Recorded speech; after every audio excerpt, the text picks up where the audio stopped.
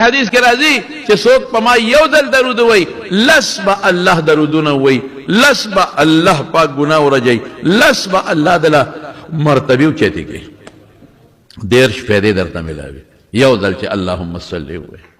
الله فرمای ان الله وملائکته، الله په خپل او د الله فرشته یصلون علی النبی، په پیغمبر مبارک درود لولي. اے د ایمان خاوندانو تاسو په درود او سلام وایي. ورته موږ علما دلته لیکي ان الله انه اذا تحقیق د پاره راځي، بشک یقیني خبره ده، شک پکې نشته. الله او د الله فرشته درود وایي. درود څه ته وایي؟ درود خو سوال ته وایي. نو الله د چا نه سوال کوي؟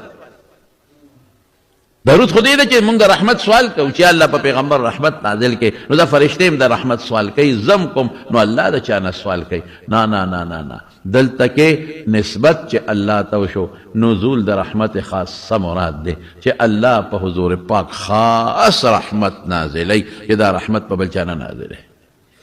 امام بخاری وی یبرکون لفظ سره او د ابن عباس نه نقل کوي. بعض نور معنی هم کوي، وی دا یو مشترک لفظ دی، نو په یو وخت کې د ډېرې معنی نشي اخیستی یو معنی، او دا نور به د هغې افرادي طالبان پرې پوهېږي. خو زه به ته خو هغې تاسو نه پوهېږئ په هغه قصو، نو زه به څه ووایم؟ د الله درود څه دی؟ خاص رحمت.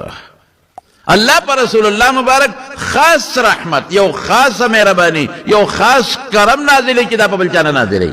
او د الله فرشته سوال کوي چې یا الله رسول الله مبارک ته بهتري ورکړي، یا الله مقام محمود ولا ورکړي، ور فرشته ولا سوال کوي.